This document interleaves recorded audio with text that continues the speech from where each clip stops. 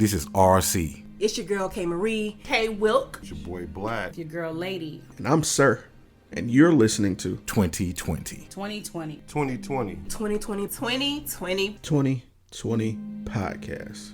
Bet. 2020. I did that one for you.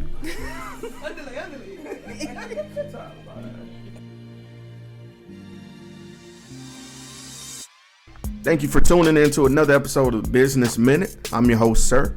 And today I'm joined with a special guest, Mr. Malcolm Banks. How are you doing, sir? What's going on, man? How you doing? I can't complain, brother. I can't complain at all. So, if you don't mind, could you tell everyone who's listening what it is that you do? Well, my name is Malcolm Banks. I am from Mobile, Alabama. Murphy High School graduate class of 2009. Just here, man, I am a YouTuber, a content creator. I create content on YouTube. I travel around the Southeast to different conventions, comic conventions, anime conventions. I interview different celebrities, meet different people, cosplayers, guest attendees, you name it. And I love what I do. All right, bro. And like I take this, like I told you, near and dear to my heart because I'm a nerd at heart as well. So if you don't mind me asking, with you being a content creator, how long have you been active? I have been doing content creating, I'll say, since 2015. I was co-founder of a group that I used to belong to, and creative differences aside, I decided to branch off and do my own thing. Mm-hmm. And now that we have what you call Fandoms Anonymous, which you can, of course, find all over social media. And I've been, so it's about 2015, so really going on 4 or 5 years. Hey, man, that's wonderful. Congratulations. And Appreciate it. So that brings me to the question that I love to get started with. You stated that, you had originally started, as a co-founder of a project. What really inspired you to not only start there, but also to continue on your own way? What inspired me to start there was realizing that there was more people who liked having the conversations about your TV shows, your movies, your video games. That I was finding out that I was not the only one having these conversations. Mm-hmm.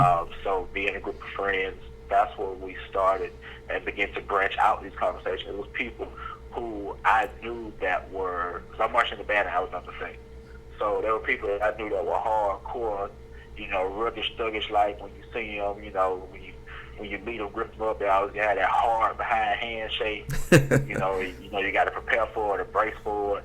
The bros, as you call them. And then I'm at the game, and they coming up to me like, "Hey man, I like your review you did on that Spider-Man movie."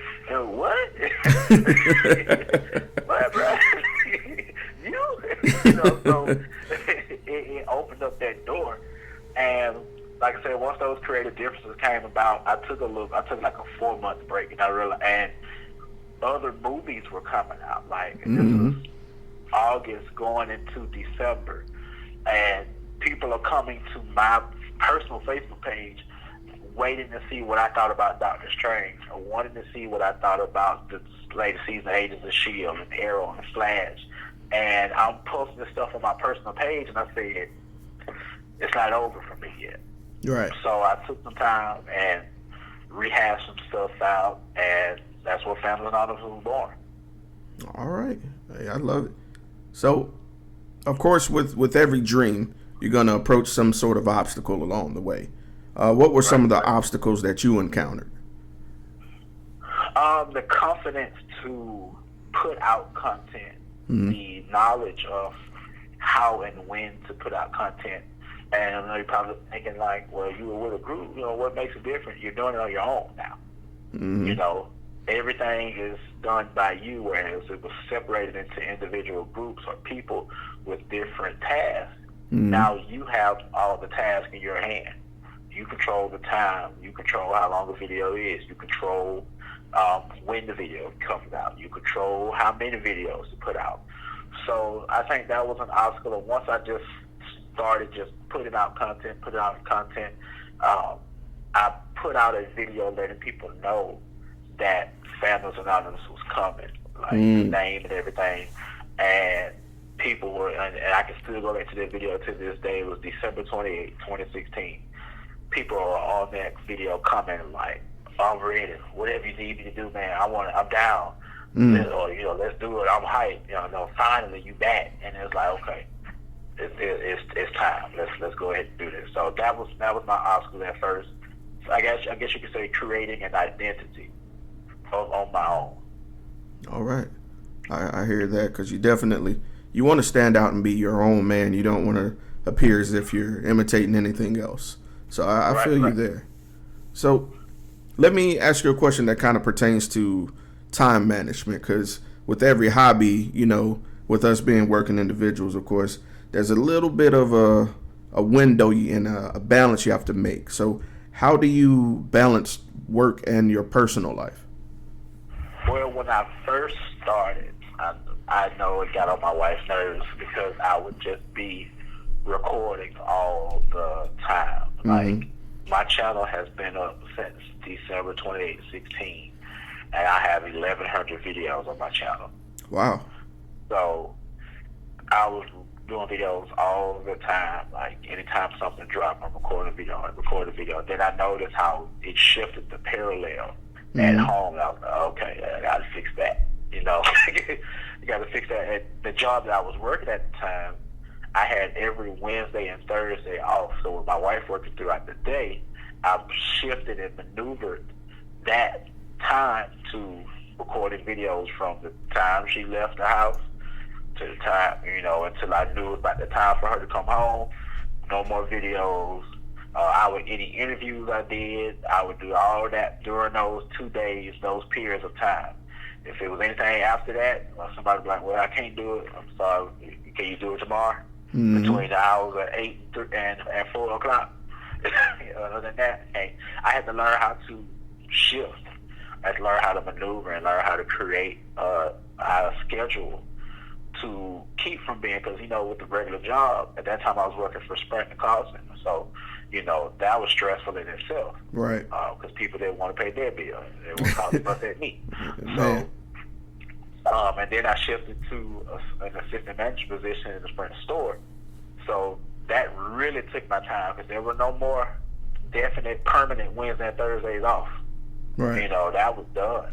That was a wrap. So I can say that I shifted a lot, because when the seasons of shows would come on, I would review every last episode. We're talking about Agents of S.H.I.E.L.D., Arrow, Supergirl, Black Lightning, DC's Legends of Tomorrow, The Gifted. I would review every single episode every week, take notes on those shows every week.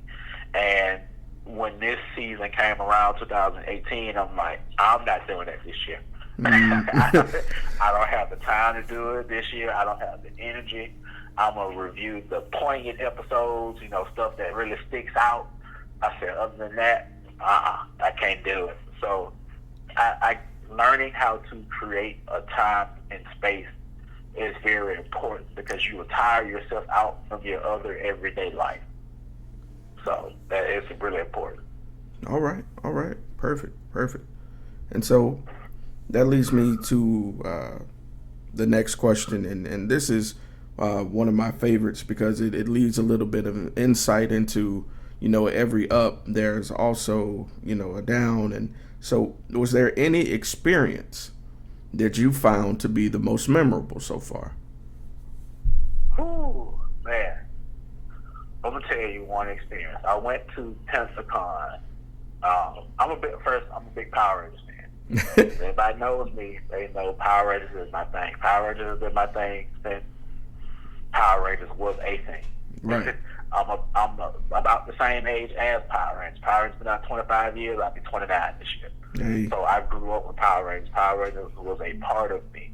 Of course, there were other shows that came along and stuff like that, but none trumps Power Rangers. Mm-hmm. So, of course, any original Power Ranger fan know the original Power Rangers. So when I started going to comic conventions and were actually able to meet these people and look them in their face, it was some of the biggest, it was the biggest thing ever.